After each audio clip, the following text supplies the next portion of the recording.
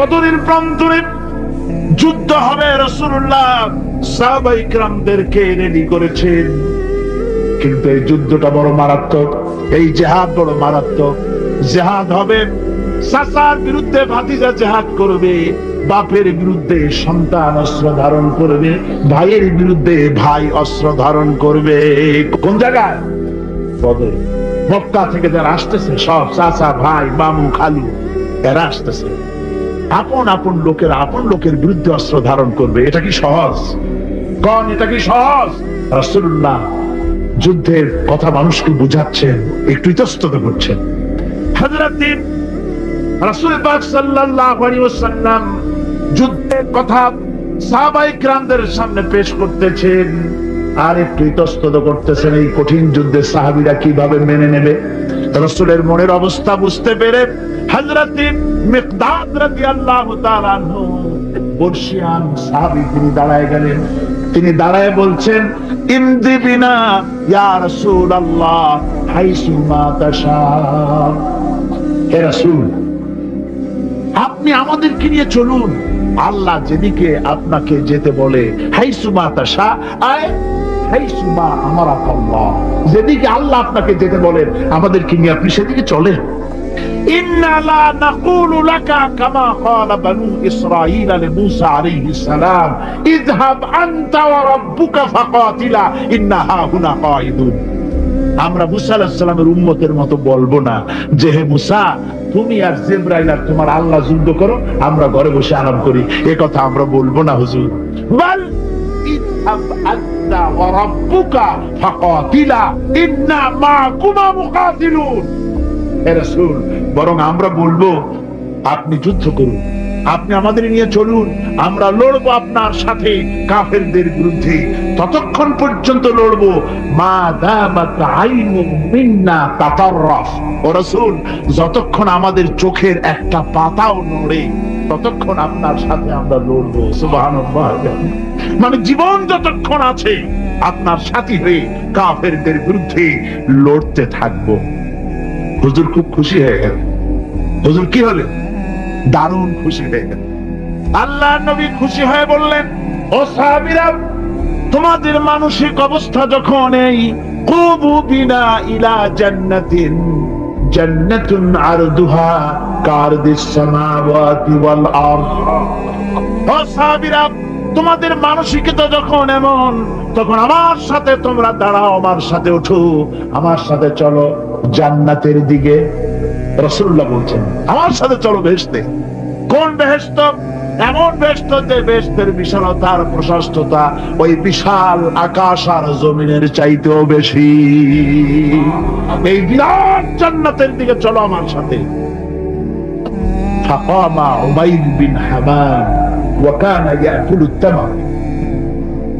যুবকেরা, তোমাদের মতো তরুণ, তোমাদের মতো এক যুবক যার নাম উমাইর, তিনি দাঁড়িয়ে গেলেন, হাতে ছিল খোরমা, খোরমা খাচ্ছিল। দেখেন না, বক্তৃতা হয় মাঠে, ওয়াজ নসিহত হয়, আর যুবকেরা দাঁড়ায় দাঁড়ায় বাদাম খায়, হয় না? ওই সাহাবী ওই সময় তো বাদাম টাদাম হয়তো পায় না, খোরমা খাচ্ছে, খোরমা চাবাচ্ছে, বিচি ফেলাই দিতেছে, আর এইভাবে খাচ্ছে আর হুজুরের কথা শুনছে। হুজুরের কথা শুনে উমাইর বলছেন, বাহ বাহ, এটা একটি আঞ্চলিক শব্দ। এর অর্থ হচ্ছে আয়মা আযমাহু ওয়া মা আহসানাহু। হে রাসূল, আপনি কত সুন্দর কথা বললেন, আপনি কি বিশাল কথা বলেছেন, কত বড় কথা বলেছেন। জিহাদ করলে, জান দিলে এমন বেহেশত পাবো, জান্নাতুন আরদুহা কারদিস সামাওয়াত ওয়াল আরদ, যে বেহেশতটা হবে ওই বিশাল আকাশের চাইতেও বিস্তীর্ণ, এমন বেহেশত পাবো। ওয়াল্লাহি লাউ কুনতু হাইয়ান হাত্তা আকুলাহুন্না ইন্নাহা লাহায়াতুন তাওয়িলা। আল্লাহর কসম, আমি যদি হাতের সবগুলি খোরমা খেতে যাই তাহলে তো অনেক সময় লাগবে, বেহেশতে যেতে দেরি হয়ে যাবে, অনেক দেরি হয়ে যাবে বেহেশতে যেতে। ফারামা বিহিন্না, হাতের সবগুলি খোরমা তিনি ফেলে দিলেন।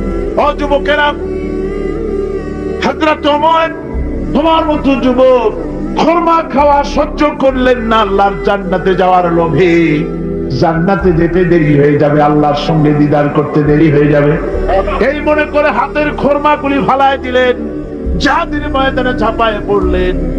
হাদিস শরীফে এসেছে উমাইর জিহাদ করে বেশ কিছু কাফেরদেরকে নিহত করে নিজেও শহীদ হয়ে গেলেন।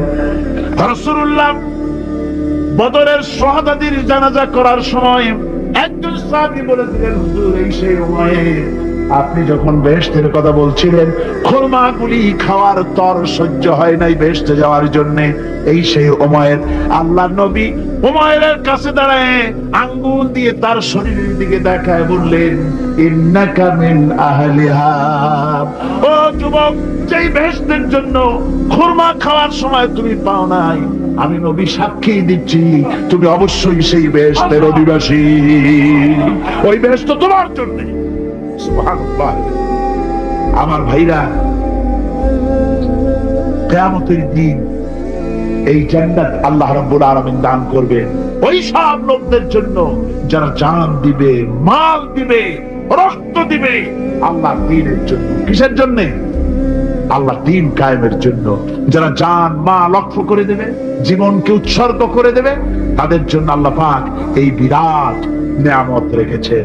তরুণদের বলতে চাই, যুবকদের বলতে চাই, আর বাতিলের পেছনে ঘুরো না, আর তোমার ওই সব নেতাদের পেছনে ঘুরো না যারা নিজেরাও নামাজ পড়ে না, তোমাকেও নামাজের কথা বলে না। ওরা নিজেরা মিথ্যা কথা কয়, তোমরা টের পাও না? মারামারি করে নিজেরা আর বদনাম দেয় অপরের উপরে। চোখের সামনে যারা এরকম পারে, চোখের সামনে যারা এরকম পারে, তাহলে রাত দিন 24 ঘন্টা তাদের আমলটা কেমন? এদের পেছনে ঘুরে কোনো লাভ নাই। কোনো লাভ আছে? হ্যাঁ, একটা লাভ আছে। সেই লাভটা হচ্ছে টাটকা কিছু সুখ পেতে পারো, কিছু মদের টাকা, কিছু হোটেলের টাকা, কিছু পরের মেয়ে নিয়ে ঘোরার টাকা, কিছু ভ্রমণের টাকা, কিছু অস্ত্রপাতি, কিছু ত্রাস সৃষ্টি করা। আর ত্রাস সৃষ্টি করবা, কয়টা অস্ত্রের মালিক হইছ? যুবক, তরুণ, বিপদগামী তরুণদের বলবো, সরকার অননুমোদিত অস্ত্র যাদের কাছে আছে, শুনে রাখো, এই অস্ত্র কাউকে ক্ষমা করে না। এই অস্ত্র কাউকে ক্ষমা করে না। সাপ পোষার মতো, যে সাপ তুমি দুধ কলা দিয়ে পোষো, ওই সাপ তোমাকে আবার দংশন করবে। ওঝা মরে না মরে না, সাপ খেলা যারা দেখায় তারা মরে কিনা, ওই সাপই তাকে কাটে। সুতরাং গভর্নমেন্ট অনুমোদিত অস্ত্র তোমার কাছে, পাইপ গান, রিভলভার, স্টেন গান, এলএমজি, আদমজি, কত রকমের অস্ত্রপাতি যুবকদের কাছে। ঘুম নাই, সারা রাত অস্ত্র থাকে কাছে, আর কি কি লাল পানি খাইয়া চোখ দুইটা থাকে এত বড় বড়, দেখলেও ভয় করে। মাথায় ভাল্লুকের মতো চুল। মানুষ মারো তোমরা, মানুষ মারো। আহা, যারে মারলা একটুখানি হিউম্যানিটি, বিবেক দিয়ে চিন্তা করো। যাকে মেরেছ ওই রাত্রে তার বাড়ির কাছে যাও, ওই রাত্রে গোপনে তার বাড়ির কাছে গিয়ে দেখো তার মা কিভাবে তার সন্তানের জন্য কাঁদতেছে, মায়ের কোলটা খালি হয়েছে বলে কিভাবে কাঁদতেছে, তার বাবা কিভাবে কাঁদতেছে, তার বউ থাকলে কিভাবে ছটফট করতেছে, তার কলিজার টুকরা সন্তান থাকলে কিভাবে আব্বা আব্বা বলে কাঁদতেছে। যারে গুলি করে মেরেছো, একবার বাড়ির কাছে গিয়ে কান পাচা শোনো। মনে রাখো যুবক, সন্ত্রাসীরা, শুনে রাখো, অস্ত্র দিয়া মানুষকে যারা মেরেছো, আল্লাহর কসম করে বলি, যেভাবে মেরেছো ওইভাবে তোমাকেও নিহত হতে হবে, কোনো সন্দেহ নাই। বাড়িতে গিয়ে ডায়েরিতে লিখে রাখো আমার কথা। থামুন, বাড়িতে গিয়ে ডায়েরিতে লিখে রাখুন, যদি তুমি কাউকে হত্যা করে তার বউকে যদি বিধবা বানায় থাকো, তোমার বউ বিধবা হবেই, কোনো সন্দেহ নাই। তুমি যদি কারো ছেলেকে এতিম বানায় থাকো, তোমার ছেলেকে আল্লাহ এতিম বানায় রাস্তায় ভিক্ষা করায় ছাড়বে। তুমি যদি কারো বাপকে মাকে কাঁদায় থাকো, আল্লাহ রাব্বুল আলামিন তোমার মা বাপকে কাঁদাবে। তুমি যদি বেয়নটের খোঁচা দিয়া, ড্যাগারের খোঁচা দিয়া একটা মানুষকে যদি বুক ফেড়ে থাকো, তোমার বুকটা ঝাঁঝরা করে দেওয়ার মতো অস্ত্র আল্লাহ তৈরি করে রেখেছে। বিশ্বাস করো, বিশ্বাস করো। অননুমোদিত অস্ত্র থানায় জমা দিয়ে দাও, মসজিদে ঢোকো, নামাজ পড়ো, চরিত্রবান হয়ে যাও। তোমাদের প্রতি আমার উদাত্ত দাওয়াত, আমার বুক ভরা দরদ। তোমাদের বিরুদ্ধে আমাদের কোনো বিদ্বেষ নাই, হিংসা নাই, আছে কলিজা বড় দরদ। দেখতে পাচ্ছি জাহান্নামের দিকে যাচ্ছ। এই পথটা কোন দিকের পথ? জোরে বলেন, কোথার পথ? ওই নেতাদের পিছনে আর চলো না, তওবা করো। ওই নেতাদের পিছনে আর যাবে না যারা তোমাদেরকে টাকা দেয় আর অস্ত্র দেয়, যারা তোমাদেরকে মদ দেয় আর নারী দেয়, ওদের পেছনে আর চলবে না। ওয়াদা করো। যুবকরা কি পারবে ওয়াদা করতে? ওই সব নেতাদের পিছনে জীবনে আর যাবে না। ওয়াদা করতে পারো? হাত উঁচু করে দেখাও যুবকেরা।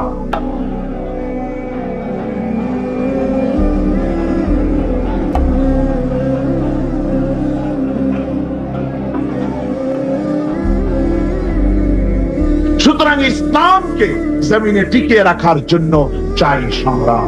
তাই আল্লাহ রাব্বুল আলামিন বলেছেন, ওয়াতুজাহিদুনা ফি সাবিলিল্লাহি বিআমওয়ালিকুম ওয়া আনফুসিকুম যালিকুম খায়রুল লাকুম ইন কুনতুম তা'লামুন। আল্লাহ পাক বলেন, আমার রাস্তায় জিহাদ করো, জান দাও, মাল দাও, জান দাও, জিহাদ করো, এটাই হলো উত্তম কাজ। যদি তোমরা ইসলাম বুঝে থাকো, এটাই তোমাদের জন্য কল্যাণকর। আগে বলেছেন মালের কথা, পরে জানের কথা। আগে কোনটা? মাল, পরে জান। যেহেতু আমরা জানের চাইতে মালের মহব্বত করি বসি, ঠিক কিনা? তো মালের মহব্বত করি বেশি। আমরা কথায় কথায় বলি, আরে ভাই দরকার যদি হয় জানটা দিয়ে দিবে, আর জান যদি দিয়েই দেন তো মালটা তো থেকেই গেল। এই জন্য আল্লাহ বলেছেন মাল আগে দাও, তারপরে জান দাও। আমরা খুব চালাক, আমরা জান দিতে প্রস্তুত, মাল দিতে প্রস্তুত নই।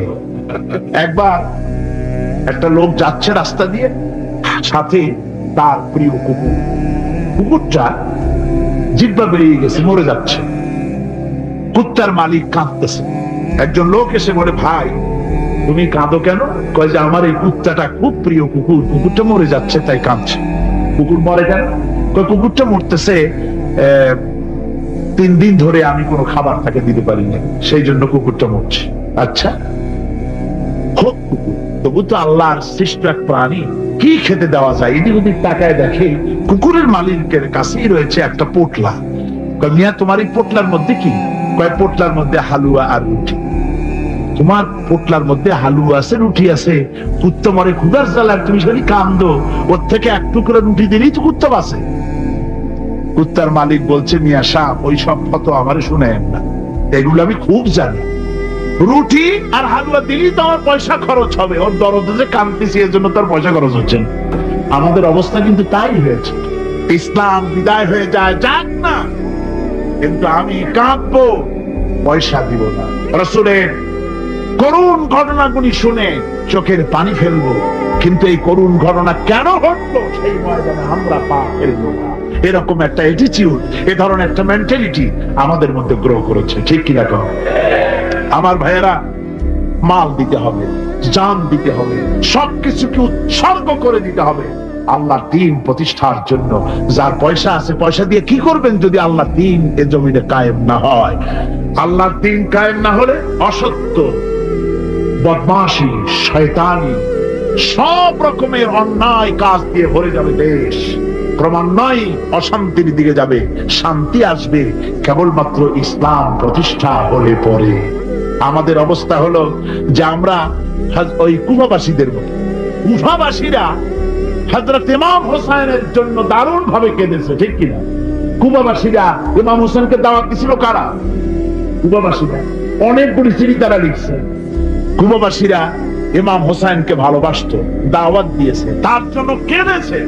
কিন্তু কুফাবাসীদের চোখের পানিটা ছিল ইমাম হোসেনের জন্য, আর অস্ত্র, টাকা পয়সা, শক্তি সবটা ছিল এজিদের জন্য। কথা বুঝতে পেরেছে? কুফাবাসীদের মতো অবস্থায় আমাদের হয়েছে। কুফাবাসীদের হযরত ইমাম হোসেনের জন্য তারা শুধু চোখের পানি ফেলেছে, আর টাকা পয়সা অস্ত্রপাতি যা ছিল সব ছিল তাদের এজিদের জন্য। আমাদের অবস্থাও তাই, আমরা ইসলামের জন্য শুধু চোখের পানি ফেলি, আর যখন ভোট দেই তখন ইসলাম যারা চায় না তাদেরকেই ভোট দেই। ঠিক কিনা? আমাদের টাকা, আমাদের পয়সা, আমাদের ইলেকশন, আমাদের হরতাল, আমাদের ধর্মঘট সবকিছু হচ্ছে ইসলাম যায় না যারা চায় না তাদের জন্য। আর ইসলামের যখন কথা বলি, ইসলামের কথা শুনলে শুধু চোখের পানিটাই ছাড়ি, মহব্বত চোখের পানি দিয়া শেষ করে দিই, আর কিছুই করি না। আমি একবার এইখানে এই শহরে অনেক বছর আগে একটা জানাজায় শরীক হয়েছিলাম। কোন মাঠে আমার এখন তার মনে নেই। জানাজার পরে যিনি জানাজা পড়ালেন তিনি বললেন, ওই লাশকে সামনে রেখে বললেন, কেন আসিল? তখন আমি নতুন নতুন সিডামে আসছি, আমি ভাষা ভালো করে বুঝিও না। একজন বললো কেন আসিল? সবাই কইলো গম আসিল। তাই বললাম যে গম আসিল, এই মরা মানুষের সাথে গম, গম আমি আটা গম তাই মনে করেছি যে এটার কি সম্পর্ক। আমি ইমাম সাহেবকে জিজ্ঞেস করলাম যে আপনি বললেন কি, আর জনগণই বা বললো। যে আমি জিজ্ঞেস করলাম যে লোকটা কেমন ছিল, তো সবাই বললো ভালো ছিল। তাই বললো তো ফায়দা কি? ফায়দাই যে সবাই বললো ভালো, আল্লাহ তারে মাফ করে দিয়া ভালো বলে বেহেশতে পাঠায় দিবে। আশ্চর্য কথা, আল্লাহ কি এইরকম নাকি যে একটা সুদখোর ঘুষখোর জেনাকার এ লোক ভালো না খারাপ আমি তা বলতে চাই না, কিন্তু একটা লোক সে কন্ট্রাক্টর ছিল, কন্ট্রাক্টরি করতে গিয়ে রাস্তাঘাট, স্কুল কলেজে রড সিমেন্ট জনমের মতো খাইছে। কথা বুঝতে পেরেছেন? সরকারি গিয়ে ক্ষমতায় গিয়ে গভর্নমেন্টের টাকা পয়সা জনমের মতো শেষ করে ফেলেছে। এই লোকটি সুদখোর ঘুষখোর জেনাকার মরে গেছে, আর আসে আপনি কইলেন যে কেন আসিল? সকল লোক গম আসিল, আর আল্লাহ বেহেশতে দিয়ে দেবে। তাহলে আল্লাহ হাকামুল হাকিমিন হইলেন কি করে? এটা কি বিচার হইল নাকি? কি করে সম্ভব? আমার বন্ধুগণ, আমরা যখন মরে যাই, মরার পরে আমাদেরকে কবরের মধ্যে রাখা হয়। কবরের ভিতরে রেখে আমাদেরকে বলা হয়, যারা কবরে রাখে তারা বলে, মৃত্যু ব্যক্তিকে কবরে রাখার সময় বলে বিসমিল্লাহি আলা মিল্লাতি রাসূলিল্লাহ, আল্লাহর নামে রসুলের দলে উঠাই দিয়ে গেল। আল্লাহর নামে কার দলে উঠাইলো? রসুলের দলে। চিন্তা করেন ভাইরা, আল্লাহর নামে রসুলের দলে উঠাইলেন কারে? কারে উঠালো? এই লোকটি তার যৌবনকালে যত মিছিল করেছে, ধর্ম নিরপেক্ষতাবাদের পক্ষে মিছিল করেছে, পুঁজিবাদের পক্ষে মিছিল করেছে, সমাজতন্ত্রের পক্ষে মিছিল করেছে, স্লোগান দিয়েছে, দেওয়ালে লিখেছে, বক্তৃতা করেছে, ভোট দিয়েছে, বই লিখেছে, জীবনে যা কিছু করেছে সব করেছে মানুষের তৈরি করা মতবাদের জন্য। তার ভোট ইসলামের কাজে লাগে নাই, তার ইলেকশন ইসলামের কাজে লাগে নাই, তার দেওয়ালের লেখা ইসলামের কাজে লাগে নাই, তার বক্তৃতা, তার টাকা পয়সা ইসলামের কাজে লাগলো না। মরে গেছে, পরে মরা মানুষটারে উঠাইয়া বললা রাসূলুল্লাহর দলে উঠাইয়া দিলাম। এখন বলো রাসূলুল্লাহ কেন তোমার মতো মরা লাশটাকে তিনি গ্রহণ করতে যাবে? তোমার জীবনের কোন কাজই তো ইসলামের জন্য কাজে লাগলো না। তোমার জীবনের একটা দিনও তো ইসলামের কাজে লাগে নাই। মরছো, তারপরে তোমার মরা লাশ রাসূলুল্লাহ বহন করতে যাবেন কেন? কি দায় ঢাকা পড়ছে তা? সুতরাং আমি বলতে চাই, আজকের মাহফিলে যত জনতা উপস্থিত হয়েছেন, জান এবং মাল সবকিছু দিয়ে লড়াই করতে হবে আল্লাহর রাস্তায়। আমার ভোট, আমার ইলেকশন, আমার স্লোগান, আমার বক্তৃতা, আমার টাকা করি খরচ সবকিছু হবে আল্লাহর জন্য। কুল ইন্না সালাতি ওয়া নুসুকি ওয়া মাহইয়ায়া ওয়া মামাতি লিল্লাহি রাব্বিল আলামিন। সবাই পড়েন, ইন্না সালাতি ওয়া নুসুকি ওয়া মাহইয়ায়া ওয়া মামাতি লিল্লাহি রাব্বিল আলামিন। আল্লাহ পাক বলেছেন, বলো আমার নামাজ, আমার হায়াত, আমার কুরবানি, আমার মত সব আল্লাহর জন্য। কার জন্য? সুতরাং জিহাদ হলো আমাদের জন্য অপরিহার্য। সেই কথাটি এতক্ষণ ধরে বুঝালাম।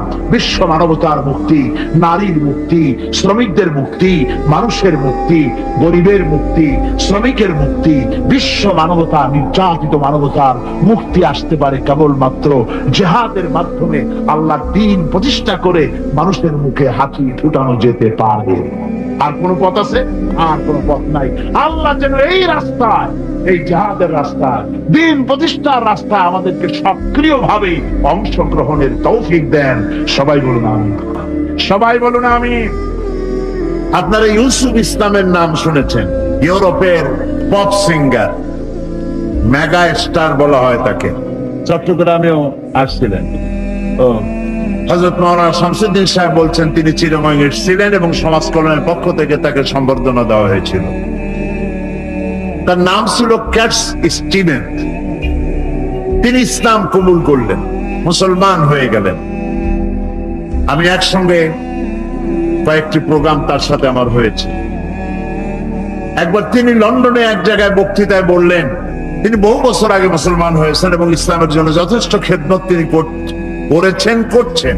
একদিন তিনি বক্তৃতা করতে গিয়ে বললেন যে আমি খ্রিস্টান থাকাকালীন অবস্থায় কোরআন পড়েছি, কোরআন বুঝেছি, হাদিস পড়েছি, হাদিস বুঝেছি। কোরআন হাদিস পড়ে আর বুঝে ইসলাম কবুল করেছি। কিন্তু এখন আমি চিন্তা করি যে কোরআন হাদিস পড়ার আগে, বোঝার আগে আমি যদি এই মুসলমানদেরকে দেখতাম, তাদের আচরণগুলি আমি জানতাম, তাহলে ইসলাম কবুল করা বোধহয় আমার পক্ষে সম্ভব হতো না। তাও আপনারা সুবহানাল্লাহ করলেন নাকি? আরে ভাই, এতে তো ইন্না লিল্লাহ পড়া উচিত। কথাটার অর্থ হলো, এই কোরআনে যে ইসলামের কথা বলা আছে, এই কোরআনে যে মুসলমানের কথা বলা আছে, নবী করিম সাল্লাল্লাহু আলাইহি ওয়াসাল্লামের হাদিসে যে ইসলাম আর মুসলমানদের কথা আছে, আমাদের পা থেকে মাথা পর্যন্ত সেই ইসলাম কোথায়? এবার কি বলছেন কথা? বলছেন বলেই এবার আর সুবহানাল্লাহ কইতে পারেন না। সেই ইসলাম আমাদের মধ্যে আজ আর নাই, খুব কম আছে। সিরাতে সুরতে মুসলমানের মতো আসি, কিন্তু আমলে, আখলাকে, লেনদেনে, দিয়ানাতদারিতে, আমানতদারিতে, ব্যবসায় বাণিজ্যে মুসলমানের যে চরিত্র হওয়া উচিত ছিল, সেই চরিত্র আমাদের মধ্যে আজ অনুপস্থিত। এ কথা বলতে কি লজ্জা হয় না? ঠিক বলছি বলেন, এটা সত্য কি না? সেই জন্য এক সময় তো এমন ছিল, পৃথিবীতে আমরা সংখ্যায় ছিলাম কম, মাত্র এক গ্লাস পানি 6 জন 7 জনে 8 জন 10 জনে ঠোঁট ভিজাইয়া, জিহ্বাটাকে ভিজাইছে, কণ্ঠটা ভিজাইছে। একটা খেজুরকে 8-10 জনে ভাগ করে খেয়েছে, ছিঁড়ে ছিঁড়ে একটু একটু জিহ্বায় দিয়া, একটু পানি মুখে দিয়ে রোম, শাম, পারস্য বিজয় করেছে আমার পূর্বপুরুষেরা। এইবার সুবহানাল্লাহ বলতে পারেন। সেই মুসলমানের সংখ্যা এখন 130 কোটি, কেউ বলে 150 কোটি।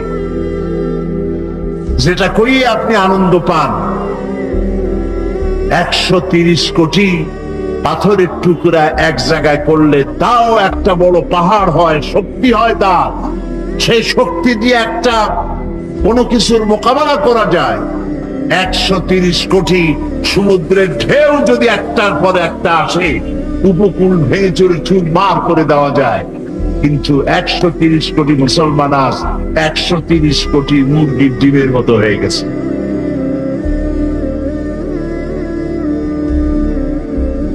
বলতে আজ খুব দুঃখ হয়। এই অবস্থার জন্য আমরা দায়ী। এই অবস্থার জন্য কারা দায়ী বলেন? আমরা নিজেরাই দায়ী। প্রিয় ভাই সব, কোরআন বুঝতে হবে, বোঝার জন্যই কোরআন এসেছে। আমরা বুঝি নাই, না বুঝলে আমরা তো আমল করতে পারবো না। কথা ঠিক কিনা? কোরআন শুধু শোনার জন্য শুনেছি, তেলাওয়াতের জন্য শুনেছি, পড়েছি, কিন্তু এটাকে আমল করার জন্য চেষ্টা করি নাই। আল্লাহ এটাকে কেন নাজিল করেছিলেন? আল্লাহ রাব্বুল আলামিন কোরআনে কারীমের মধ্যে বলেছেন, ওয়াহাদা কিতাবুন আনজালনাহু মুবারাকুন ফাত্তাবিউহু ওয়াত্তাকু লাআল্লাকুম তুরহামুন। এটি হচ্ছে এক মহা পবিত্র কিতাব, বিশ্ববাসীর জন্য আশীর্বাদ শুধু। সুবহানাল্লাহ বলেন। ফাত্তাবিউহু ওয়াত্তাকু, এই কোরআনকে অনুসরণ করো এবং এর নির্দেশকে অমান্য করার শাস্তি থেকে সতর্ক হয়ে যাও। এতে যে নির্দেশগুলি আছে সেই নির্দেশগুলি যদি অমান্য করো তাহলে অমান্যকারীকে প্রচন্ড রকম শাস্তি দেওয়ার ক্ষমতা তার আছে যিনি কোরআন অবতীর্ণ করেছেন। সুবহানাল্লাহ। তাহলে কোরআন আসছে কি জন্য বলেন? অনুসরণ করার জন্য, বোঝার জন্য আর অনুসরণ করার জন্য। কোরআন না বুঝলে থাকবেন অন্ধকারে, আর যদি বুঝতে পারেন, আমল করতে পারেন, তাহলে আসবেন কিসের মধ্যে? আলোর মধ্যে। দেখুন আল্লাহ কি বলছে। আল্লাহ রাব্বুল আলামিন সূরা ইব্রাহিমের মধ্যে বলছেন, কিতাবুন আনজালনাহু ইলাইকা লিতুখরিজান নাসা মিনাজ যুলুমাতি ইলান নূর। কিতাবুন আনজালনাহু ইলাইকা, এটি একটি কিতাব যা আমি আপনার উপর অবতীর্ণ করেছি এই জন্য যাতে করে আপনি মানব গোষ্ঠীকে অন্ধকারের ভেতর থেকে আলোর দিকে নিয়ে আসতে পারেন। এই জন্য তাহলে বোঝা গেল কোরআন যদি বুঝি আর আমল করি তাহলে আসবো আলোর দিকে, আর যদি না বুঝি আমল না করি থাকবো কিসের মধ্যে? অন্ধকারের মধ্যে। আল্লাহ রাব্বুল আলামিন আরো বলেন, হুয়াল্লাযী ইউনাজ্জিলু আলা আবদিহি আয়াতিন বায়্যিনাতিন লিয়ুখরিজাকুম মিনাজ যুলুমাতি ইলান নূর। তিনি হচ্ছেন আল্লাহ তাআলা, তিনি সেই মহান সত্তা যিনি এই কিতাবকে অবতীর্ণ করেছেন তার বান্দার উপরে। কে সেই বান্দা? মুহাম্মদ রাসূলুল্লাহ সাল্লাল্লাহু আলাইহি ওয়াসাল্লাম। তিনি সুস্পষ্ট আয়াত কোরআন তিনি নাযিল করেছেন এই জন্য যাতে করে তিনি মানব গোষ্ঠীকে অন্ধকারের ভেতর থেকে আলোর দিকে নিয়ে আসতে পারেন। আর অন্ধকার মানেই হচ্ছে, এখানে যে অন্ধকার বলা হয়েছে জুলুমাত, এটা রাতের অন্ধকার নয়। এই জুলুমাতে অন্ধকার হচ্ছে মানব রচিত মতবাদ। মানব রচিত মতবাদগুলি মানুষেরা মানুষকে পরিচালনার জন্য যত মত এবং পথ তৈরি করেছে তার সবগুলি হলো অন্ধকার। বলেন সবগুলি কি? যেমন কমিউনিজম, সোশ্যালিজম, ন্যাশনালিজম, সেকুলারিজম, এই যত ইজম আছে, যত মতবাদ আছে, পুঁজিবাদ, জাতীয়তাবাদ, সমাজবাদ, তারপরে ধর্মনিরপেক্ষ মতবাদ, এই যত মতবাদ মানুষে তৈরি করেছে সকল মতবাদের পরিণতি হলো বরবাদ। এই সবগুলির পরিণতি। আর ইসলাম এর পরিণতি হচ্ছে আবার ইসলাম এটি হচ্ছে আল্লাহর তৈরি করা, এটার নাম হচ্ছে নূর, এটার নাম আলো। আর মানুষ যেগুলি বানিয়েছে এগুলি হচ্ছে সব অন্ধকার। কারণ মানুষ যা তৈরি করে এর মধ্যে ভুল থাকে। বলেন থাকে কিনা? থাকে কিনা? এই কোরআন কে তৈরি করেছেন? আল্লাহ তাআলা তৈরি করেছেন। এই কোরআন তার সৃষ্ট, এটা তার বাণী, এটা তার কথা, এটা তার বক্তব্য, এটা তার জ্ঞান। আর মানুষ যা তৈরি করে তার সব নিজের জ্ঞান। আমাদের দেশে সংবিধান আছে, কনস্টিটিউশন আছে। আমাদের দেশের কনস্টিটিউশন সহ পৃথিবীতে যত সংবিধান আছে সমস্ত সংবিধানগুলি আল্লাহর তৈরি না মানুষের তৈরি? সবাই বলেন মানুষের তৈরি। আর মানুষের তৈরি বলেই প্রত্যেক বছর এতে অ্যামেন্ডমেন্ট করতে হয়, সংযোজন, বিয়োজন, সংশোধন, পরিবর্ধন এগুলি করা লাগে। ঠিক কিনা বলেন? আমাদের দেশের সংবিধানে করা লাগে নাই নাকি? লাগছে কিনা? সব দেশে লাগে, শুধু আমার দেশে না, সব দেশে লাগে। এবার বলেন তো কোরআন শরীফের মধ্যে কোরআনের বয়স কত? 1400 বছর বা 1500 বছর আপনি বলতে পারেন, প্রায় 1500 বছর এই কোরআনে কারীমের বয়স। আল্লাহ রাব্বুল আলামিন একে নাজিল করেছেন 1500 বছরের ভিতরে। মানব গোষ্ঠীর মধ্যে এমন একজন মানুষ দেখা যায় না, এমন একজন মানুষের কথা শোনা যায় নাই যিনি বলতে পেরেছেন যে কোরআনের এই আইন বর্তমান যুগে অচল। পারছে কেউ বলতে? কোরআনের ভিতর কোন পরিবর্তন আসে নাই, ভবিষ্যতে আসতে পারে না, কি বলেন? ভবিষ্যতে আসতে পারে না, কারণ এটি হচ্ছে আল্লাহ তাআলার বক্তব্য, আল্লাহ তাআলার কোরআন। এই জন্য মানুষ যেন কোরআন নিয়ে চিন্তা করে, কোরআন নিয়ে ভাবনা করে। এজন্য কোরআনের মধ্যে আল্লাহ পাক বারবার বলেছেন। আল্লাহ রাব্বুল আলামিন কোরআনে কারীমের মধ্যে বলেছেন, আফালা ইয়াতাদাব্বারুনাল কুরআনা ওয়ালাউ কানা মিন ইনদি গায়রিল্লাহি লাওয়াজাদু ফীহি ইখতিলাফান কাসীরা। এরা কি কোরআন নিয়ে চিন্তা ভাবনা করে না? কোরআন নিয়ে কোনো গবেষণা করে না? ওয়ালাউ কানা মিন ইনদি গায়রিল্লাহ, যদি এটা আল্লাহ ছাড়া অন্য কারো কাছ থেকে আসতো, লাওয়াজাদু ফীহি ইখতিলাফান কাসীরা, তাহলে এর মধ্যে তোমরা অনেক অসঙ্গতিপূর্ণ বক্তব্য পেতে, একটার সাথে আরেকটার কথার মিল হতো না। কিন্তু কোরআনের মধ্যে প্রত্যেকটি বক্তব্যের সামঞ্জস্যপূর্ণ, সঙ্গতিপূর্ণ, কোন অসঙ্গতি কোরআনের মধ্যে নাই। তোমরা কি এগুলি চিন্তা করো না, বিবেচনা করো না? তোমাদের কি আকল নাই, জ্ঞান নাই? আফালা তুবসিরুন আফালা তাসমাউন আফালা তাআকিলুন, তোমরা কি দেখতে পাও না? তোমরা কি শুনতে পাও না? তোমাদের কি জ্ঞান নাই, আকল নাই? আল্লাহ তাআলা বারবার বলছেন এটা দেখো, কোরআন সম্পর্কে চিন্তা করো, ভাবনা করো, গবেষণা করো। কোরআন শরীফের মধ্যে আল্লাহ তাআলা বলছেন, কিতাবুন আনজালনাহু ইলাইকা মুবারাকুন লিয়াদাব্বারু আয়াতিহি ওয়া লিয়াতাযাক্কারা উলুল আলবাব। এটি একটি কিতাব, আমি একে নাজিল করেছি, এটাকে আমি অবতীর্ণ করেছি। এটি একটি আশীর্বাদ, এটি একটি রহমত গোটা বিশ্ববাসীর জন্য। এই আয়াতগুলি সম্পর্কে তোমাদের চিন্তা ভাবনা করা উচিত, গবেষণা করা উচিত। আল্লাহ রাব্বুল আলামিন বলেন, আফালা ইয়াতাদাব্বারুনাল কুরআনা আম আলা কুলুবিন আকফালুহা। তারা কি কোরআন নিয়ে কোনো চিন্তা ভাবনা করে না, নাকি তাদের কলবের মধ্যে তালা লেগে গেছে? তাদের অন্তঃকরণ কি তালা লেগে গেছে? তারা কোরআন নিয়ে চিন্তা ভাবনা করে না কেন?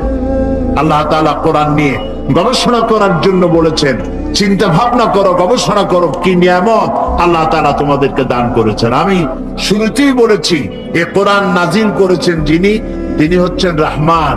নিজের এই নামটি তিনি ব্যবহার করেছেন এই কারণে বিশ্ববাসীর জন্য, মানব গোষ্ঠীর জন্য আল্লাহ যত দয়া করেছেন, কোরআন নাজিল করে সর্বশ্রেষ্ঠ দয়ার প্রমাণ দিয়েছেন তিনি, সুবহানাল্লাহ। এই জন্য মন মস্তিষ্ক, যারা মন মস্তিষ্ক কাজে লাগায় না, তারা বুঝবে কি করে? তারা কি দেখো, আমি কি দেখি সেটা তো আমার মস্তিষ্ক দিয়ে চিন্তা করা উচিত, ঠিক কিনা বলেন? এরপরে কান কি শুনলো সে সম্পর্কে এরা খবর রাখে না। কি দেখলো তা চিন্তা করে না, কি শুনলো তা চিন্তা করে না, তার শরীরে কিসের স্পর্শ করলো তাও সে বুঝতে পারলো না। তার মানে হলো তার মগজকে সে কাজে লাগাচ্ছে না। এই জন্য তার ব্রেনকে, তার মগজকে, তার চোখকে কাজে লাগানো দরকার। আল্লাহ তাআলা আমাদেরকে যে সমস্ত নিয়ামত দান করেছেন, হস্তপদাদি, চক্ষু, কর্ণ, নাসিকা, এগুলি সব কাজে লাগাতে হবে কোরআন শরীফ বোঝার জন্য। আল্লাহ তাআলা চোখ দিয়েছেন, এই চোখকে আমরা কাজে লাগাই না। আল্লাহ তাআলা বলেন, فإنها لا تعمى الأبصار ওয়ালাকিন তা'মাল কুলুবুল্লাতী ফিস সুদূর।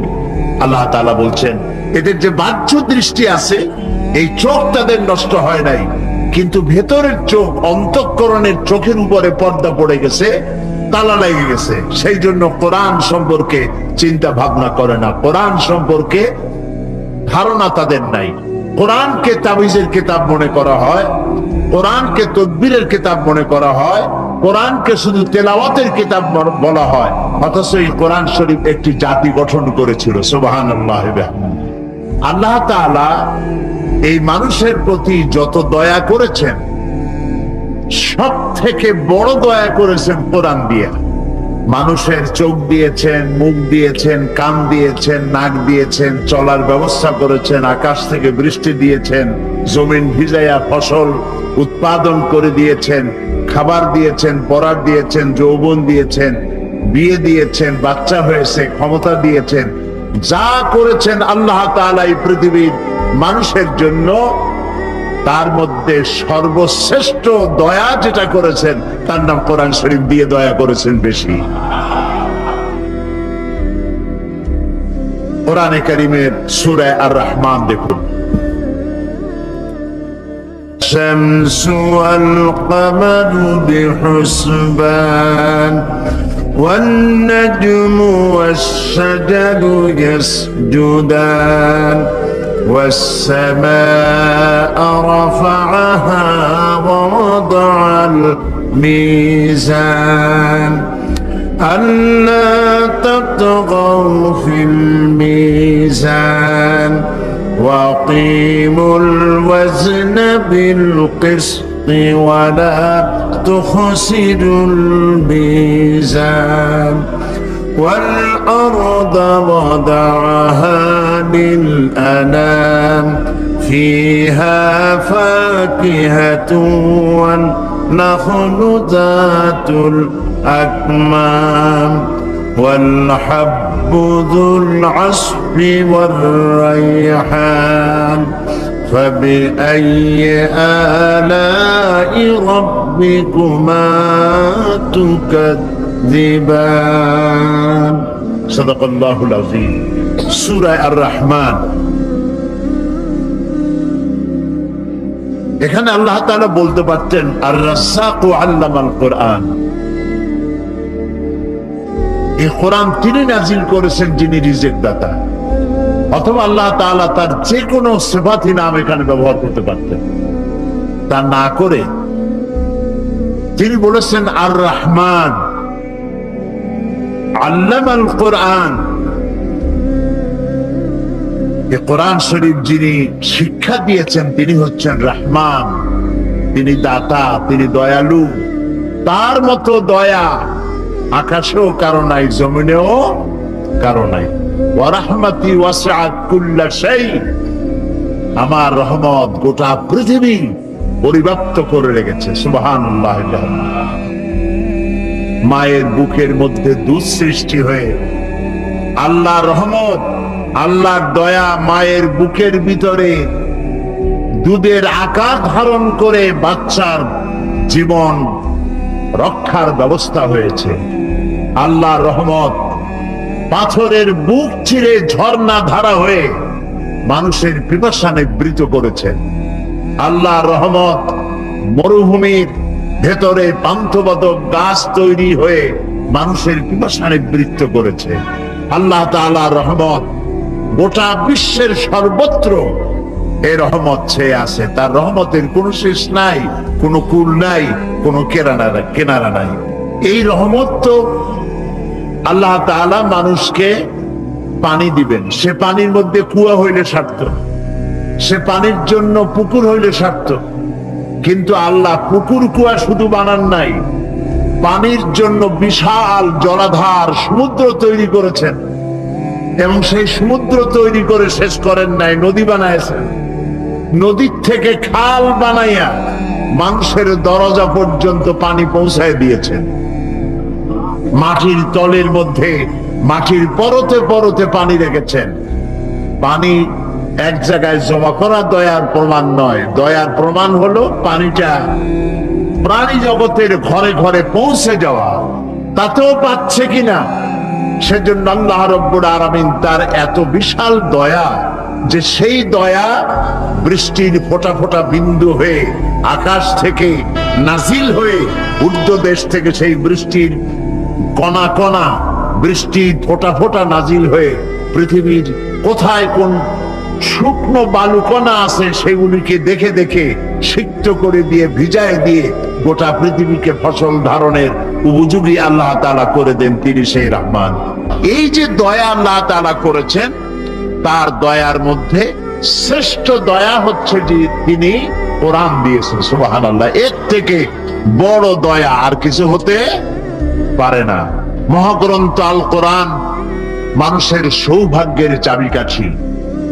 এই কোরআন এসেছে মানুষের সৌভাগ্য করে দেওয়ার জন্য, ভাগ্যাহত করার জন্য কোরআন আসে নাই।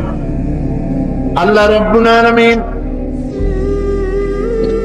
কোরআনে কারীমের মধ্যে বলেছেন, তাহা মা আনজালনা আলাইকাল কুরআনা লিতাশকা। আল্লাহ তাআলা বলেন, নবী হে, এই কোরআন আপনার প্রতি এই জন্য অবতীর্ণ করা হয় নাই যে কোরআনের কারণে আপনি ভাগ্যাহত হবেন। কোরআন আপনাকে ভাগ্য বিবর্জিত করবে, ভাগ্য বিপর্যস্ত করবে। কোরআন এর কারণে আপনি হতভাগ্য হবেন, এই জন্য কোরআন আসে নাই। কোরআন এসেছে, কোরআন যাদের কাছে থাকবে তারা হবে পৃথিবীর শ্রেষ্ঠ সৌভাগ্যবান জাতি। আমরা লক্ষ্য করে দেখতে পাই, ইতিহাস সাক্ষী, 610 খ্রিস্টাব্দে কোরআন নাজিলের সূচনা লগ্ন। কোরআন নাজিলের সূচনা লগ্ন 610 খ্রিস্টাব্দ থেকে। সেই সময় অবহেলিত কুসংস্কারাচ্ছন্ন জাতিকে দুনিয়ার সেরা জাতিতে পরিণত করেছে এই কোরআন শরীফ। যারা ছিল চোর, যারা ছিল ডাকাত, যারা ছিল নারীর ইজ্জত সম্ভ্রম হরণকারী, তারা হয়ে গিয়েছিল নারীর সতীত্বের হেফাজতকারী, মানুষের ধন এবং সম্পদের হেফাজতকারী হয়েছিল এই কোরআনের কারণে। এ হচ্ছে সেই কোরআন যে কোরআনের কারণে যারা ছাগল চড়াইতো, যারা মেষ পালন করত, তাদেরকে আল্লাহ তাআলা এশিয়া আফ্রিকার বাদশা বানায় দিলেন। তাদের দখলে গোটা এশিয়া, ইউরোপ, আফ্রিকার শাসক আল্লাহ তাদের বানায় দিলেন। যেসব বেদুইনরা খাওয়া জানতো না, পড়া জানতো না, ভদ্রতা জানতো না, কুসংস্কারান্য ছিল, তাদের সুপ্ত প্রতিভাকে জাগ্রত করে কোরআন তাদেরকে বিচারপতি বানালো, সেনা প্রধান বানালো, তাদেরকে রাষ্ট্রদূত বানালো, তাদেরকে পৃথিবীর শ্রেষ্ঠ মানুষে পরিণত করে দিল। এই কোরআন ব্যক্তিকে সেরা ব্যক্তি বানায়, সমাজকে সেরা সমাজ বানায়, রাষ্ট্রকে শ্রেষ্ঠ রাষ্ট্র বানায়। এই কোরআনই তো হযরত ওমর রাদিয়াল্লাহু তাআলা আনহুর মতো মানুষকে, যিনি রাসূলুল্লাহকে হত্যা করতে এসেছিলেন, কতটা জাহিল হলে পরে একজন মানুষ আল্লাহর নবী হত্যা করতে আসতে পারে, সেই মানুষটাকে এই কোরআন কোথায় নিয়ে গেল? নবী করিম সাল্লাল্লাহু আলাইহি ওয়াসাল্লাম তিনি বলেছেন, আমার পরে নবীও আসবে না, রাসূলও আসবে না, কিন্তু আমার পরে যদি নবী কেউ হতো তাহলে অবশ্যই ওমর নবী হয়ে যেতেন। সুবহানাল্লাহ। এই মানুষগুলিকে এই শ্রেষ্ঠ পর্যায়ে, শ্রেষ্ঠ জাতি, শ্রেষ্ঠ সমাজে পরিণত করেছিল কোরআন। এই কোরআন শুধু নেকি লাভের জন্য, তেলাওয়াতের জন্য আসে নাই, যেটা আমরা করে থাকি। আমাদের দেশে মানুষেরা কোরআনে কারীমকে শুধুমাত্র সওয়াবের নিয়তে কোরআন শরীফ খতমের প্রতিযোগিতা করে। রমজান মুবারকে ছেলে পুত্রবধূ নাতি পুতি সবাই মিলে কোরআন শরীফ খতমের প্রতিযোগিতা করে এবং এই নিয়ে কথাবার্তা হয় যে আমার পুত্রবধূ 3 খতম পড়েছে, আমার ছেলে 5 খতম, বউ 10 খতম, আমিও খতম দিতে দিতে নিজেও খতম। এই যে কোরআন শরীফ খতম করলো, আচ্ছা করেন, কোরআন শরীফ পড়েন, আপনি পড়তে তো তেলাওয়াত করতে তো কোনো নিষেধ নাই, তেলাওয়াত তো করবই, কিন্তু শুধু তেলাওয়াতের জন্য তো কোরআন নাজিল হয় নাই। আমরা কি কথা বুঝতেছি? শুধু তেলাওয়াতের জন্য কোরআন নাজিল হয় নাই। কোরআন শরীফ তেলাওয়াত করতে হবে, কোরআন শরীফ বুঝতে হবে, কোরআন শরীফ আমল করতে হবে। এই জন্য কোন সাহাবী সূরা বাকারার মতো একটা সূরা সম্পূর্ণ তেলাওয়াত করতে 2 বছর 3 বছর 4 বছর সময় লেগে গিয়েছে। কেন লেগেছে? এত দেরি হয়েছে কেন? এই জন্য দেরি হয়েছে, তারা এক একটি আয়াত তেলাওয়াত করতেন, বুঝতেন, আর বাস্তব জীবনে তা আমল করতেন, তারপরে আরেকটা তেলাওয়াত করতেন।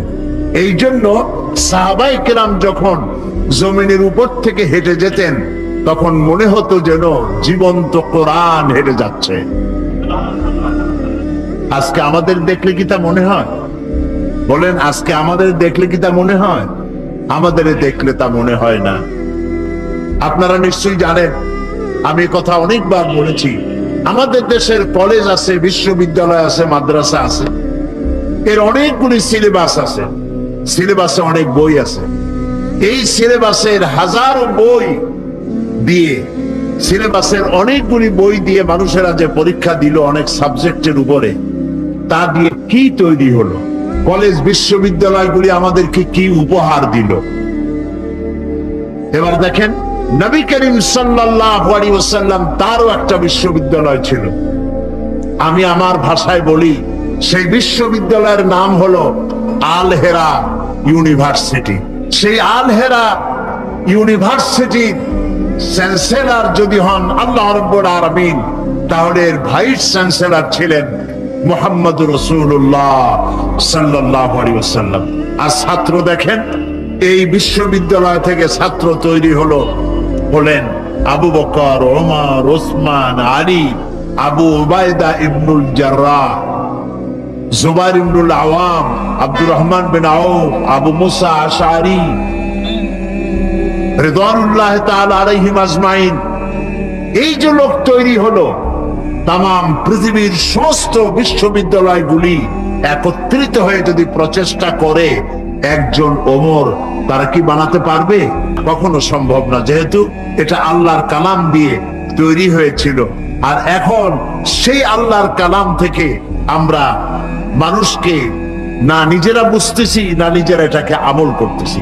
এই জন্য অর্থ না বুঝে কোরআন পড়ার সওয়াব হতে পারে, কিন্তু যেই জন্য নাজিল হয়েছে সেই পারপাস সার্ভ হবে না। বুঝতে পারতেছেন আপনারা? যেমন ডাক্তার কোন প্রেসক্রিপশন যদি দেয়, আর প্রেসক্রিপশন যদি মানুষের তেলাওয়াত করে, সকাল বিকাল পড়ে, আর এই প্রেসক্রিপশন যদি পানিতে ভিজায় খায় অথবা তাবিজ বানায় গলায় লাগায়, তাহলে আপনারাই বলেন রোগীর রোগ কি ভালো হবে? ভালো হবে না। আর যে এইটা করবে তাকে আমরা কি বলবো? পাগল বলবো। এই কোরআন শরীফ শুধু তেলাওয়াত করলে অক্ষরে অক্ষরে 10 করে নেকি রাখা হয়েছে কি জন্যে? যাতে করে আপনি এটাকে পড়েন এবং বুঝেন। প্রত্যেক অক্ষরে 10 করে নেকি, কোনো সন্দেহ নাই। এবং এ কথাও বলতে চাই না যে আপনার সওয়াব হবে না, সওয়াব হবে, কিন্তু যে উদ্দেশ্যে নাজিল হয়েছে সেই উদ্দেশ্য সফল হবে না। আল্লাহ পাক বলেন, তোমরা কি কখনো চিন্তা করে দেখো নাই যে আগুন যা তোমরা জ্বালাও, এই জ্বালানি পাইলে কোথায়? এই জ্বালানি কোত্থেকে পেয়েছো? এই জ্বালানি কাঠগুলি আনতুম আনশাআতুম শাজারাতাহা আম নাহনুল মুনশিউন। এই গাছগুলি কে বানিয়েছে? তুমি না আমি। কে বানিয়েছে? চিল্লা এখন কে বানালে? আল্লাহ পাক বানিয়েছে। সুন্দর করে গাছ বানালাম, গাছ দিয়া দেশ ভরে দিলাম। এই গাছগুলি মানুষেরা পাইকারি দরে কাটে, গাছ আর লাগায় না। গাছগুলি আল্লাহ পাকের নবী বলেছেন বিনা প্রয়োজনে গাছের পাতাটিও ছিল না, কাজে লাগলে তো কাটতেও পারবা, কিন্তু বিনা প্রয়োজনে পাতাটাও ছিড়বা না, কারণ গাছের সব পাতাগুলি আল্লাহ রাব্বুল আলামিনের জিকির করে। এই গাছ, এই জ্বালানি আমি বানাইছি, কাঠ ফুরিয়ে যাচ্ছে, তাহলে পৃথিবী বাঁচবে কি করে, মানুষ খাবে কি করে? আল্লাহ পাক বলেন ওই চিন্তা তো তোমরা করো নাই, এই পৃথিবীর মানুষগুলিকে খাওয়াবার জন্যে গাছ বানালাম। গাছ তোমরা জনমের মতো কাটলে, এবার গাছ যখন কমে গেছে, রান্নায় যেন কোনো অসুবিধা না হয় সেজন্য আমি মাটির তলা দিয়া গ্যাস বানাইয়া দিলাম। ওই গ্যাস কার? চিল্লা এখন গ্যাস কার? পেট্রোল কার? ডিজেল কার? কেরোসিন কার? সব কার? আল্লাহ সুবহানাহু ওয়া তাআলা।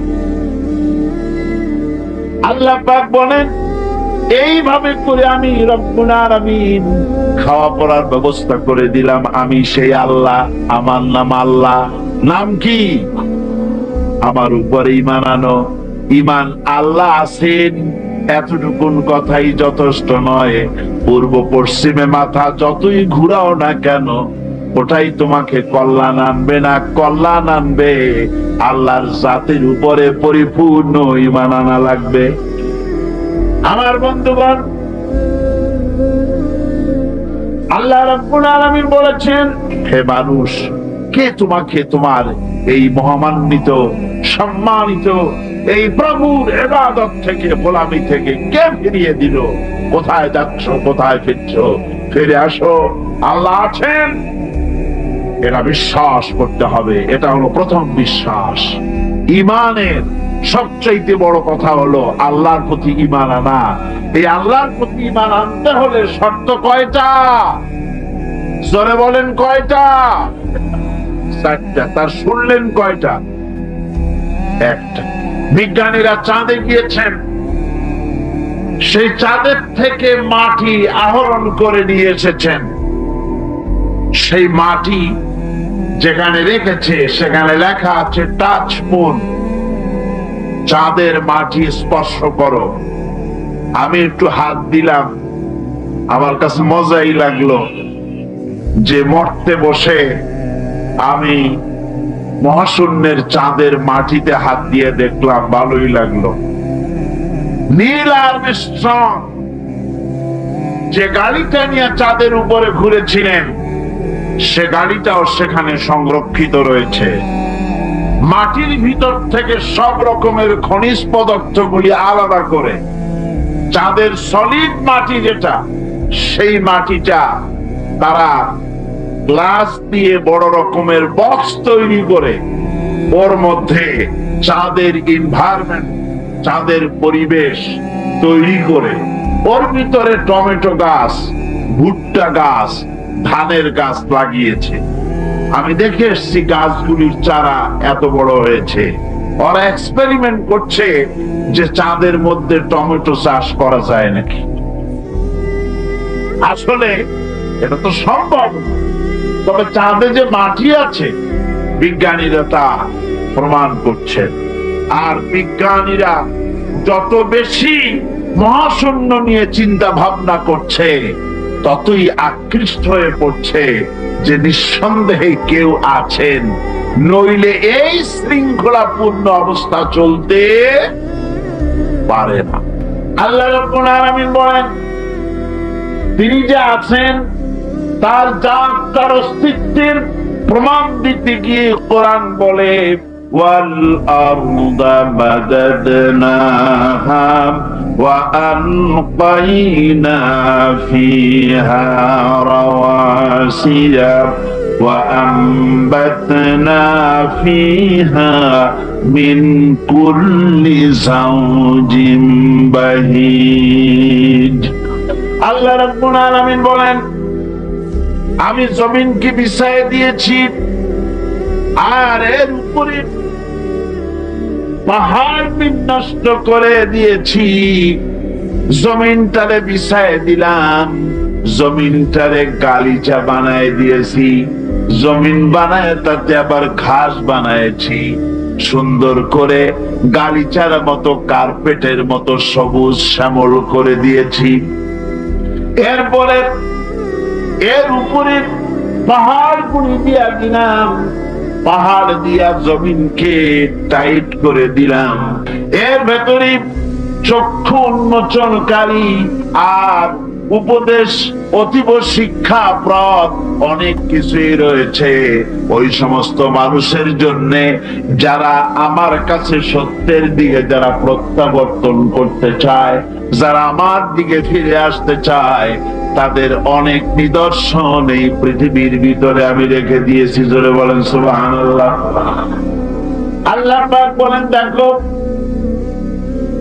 এর প্রত্যেকটি জিনিস, প্রত্যেকটি পাতা, প্রত্যেকটি তৃণ, যা কিছু দেখতে পাও সব আল্লাহর সাক্ষী দিচ্ছে আল্লাহ আছেন।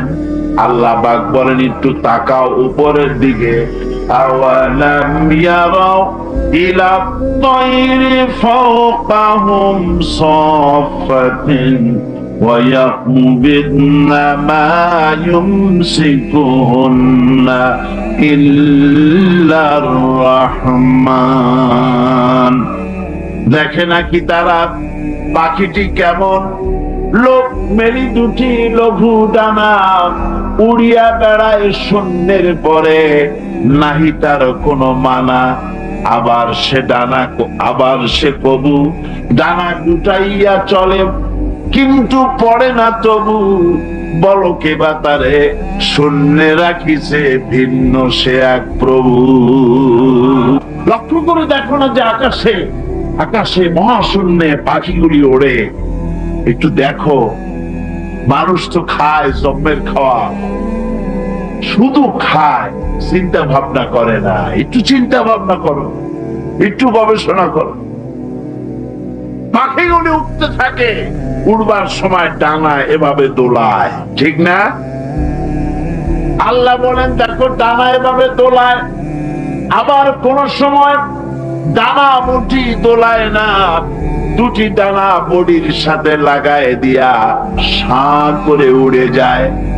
আবার ডানা দোলায়, ডানা বন্ধ করে না, দোলায়ও না, দুটি ডানা প্লেনের ডানার মতো করে দিয়ে শূন্যের পরে উড়ে বেড়ায়। ডানা বন্ধ করে দিল, ঝোলানো বন্ধ করলো, অথচ আকাশ থেকে পড়ে গেল না পাখি। শূন্যের পরে কে রেখে দিয়েছে? আল্লাহ ছাড়া। জোরে কোন কে দিয়েছে? কে রাখলো? জাত বলেছি আল্লাহর অস্তিত্ব। এবার হলো সিফাত। সিফাত হলো গুণ, গুণাবলী। এই গুণাবলীকে আল্লাহর গুণাবলীকে বিশ্বাস করতে হবে। আল্লাহর অসংখ্য গুণ আছে, যে গুণের কোনো শেষ নাই। আল্লাহ পাক বলেন, ওয়ালিল্লাহিল মাসালুল আ'লা ওয়া হুয়াল আজিজুল হাকীম। আল্লাহর জন্য সবচাইতে গুণাবলী তার, উত্তম গুণাবলী একমাত্র তার জন্যই শোভনীয়।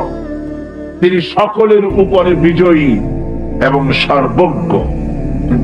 ওয়ালিল্লাহিল আসমাউল হুসনা ফাদউহু বিহা। আল্লাহ পাক বলেন, আল্লাহর জন্য অসংখ্য সুন্দর সুন্দর নাম আছে, ওই নাম দিয়ে আল্লাহরে ডাকো। আল্লাহকে ডাকতে হবে, তার সুন্দর সুন্দর নাম আছে।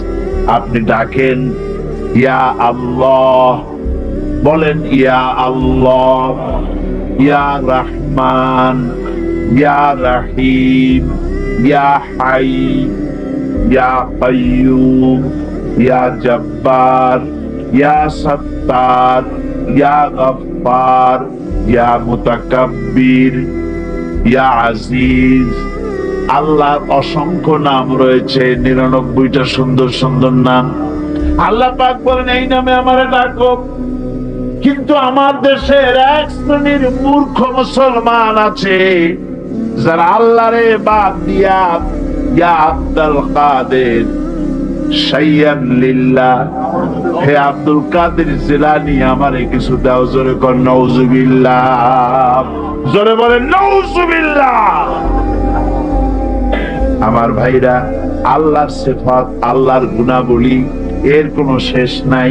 আল্লাহর এই গুণগুলিকে বিশ্বাস করা লাগবে। আল্লাহ পাক বলেন আল্লাহু খালিকু কুল্লি শাইইন ওয়া হুয়া আলা কুল্লি শাইইন ওয়াকিল। সবকিছুর স্রষ্টা হলেন আল্লাহ। সেই আল্লাহরে থুইয়া তুমি আরেকজনের কাছে যাও চাইতে, তোমার কপালটা ফুটছে কেন? আল্লাহর কাছে চাও, তার গুণাবলী, তার শ্রেষ্ঠত্ব বর্ণনা করো। আল্লাহ পাক বলেন আমার গুণাবলী দেখো, চোখে দেখায় দেই আমার গুণ কি, চোখে দেখো। খালাকাস সামাওয়াতি বিগাইরি আমাদিন তারাউনা।